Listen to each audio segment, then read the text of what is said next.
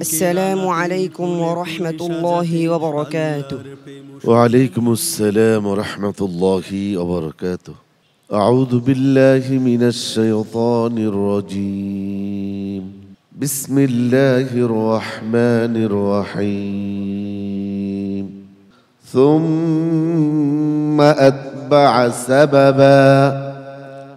أعوذ بالله من الشيطان الرجيم.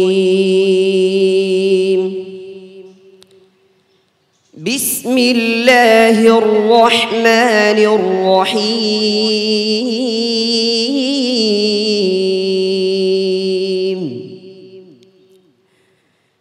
إنا مكنا له في الأرض وآتيناه من كل شيء سببا فأتبع سببا حتى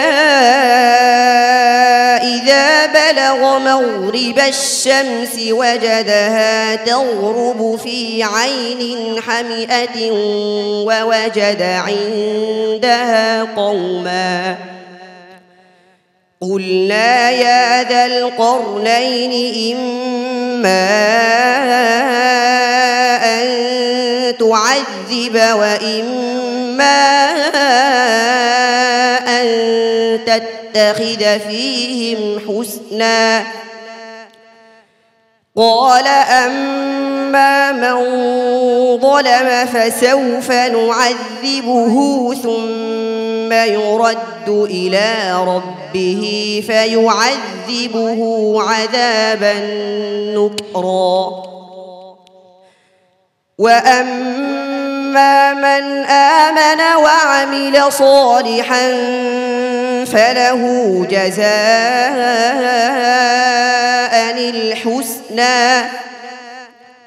وسنقول له من أمرنا يسرا ثم أتبع سببا حتى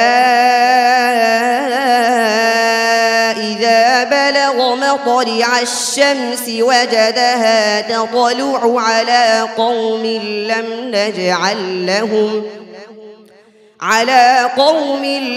نجعل لهم من دونها سترا كذلك وقد أحطنا بما لديه خبرا ثم أتبع سببا حتى إذا بلغ بين السدين وجد من دونهما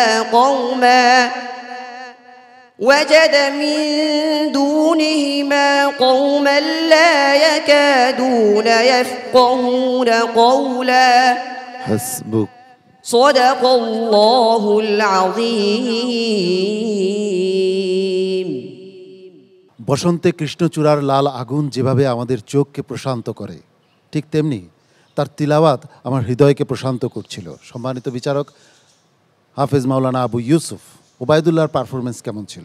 মাশাআল্লাহ, ওবায়দুল্লাহ চমৎকার তেলাওয়াত, খুব ধীর গতিতে তার ওঠা নামা, তার উচ্চারণ এবং পুরো তেলাওয়াতটাই তার নিয়ন্ত্রণে ছিল।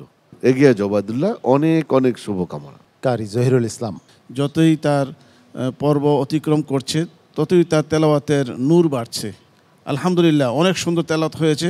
যারা এই প্রোগ্রাম দেখছেন, শুনছেন, এই চিন্তাটুকু আমাদের করা উচিত, আমার সন্তান কি এই কোরআন শেখার অধিকার থেকে বঞ্চিত কিনা এবং সেই কর্তব্য পালনে আমি কতটুকু সচেতন।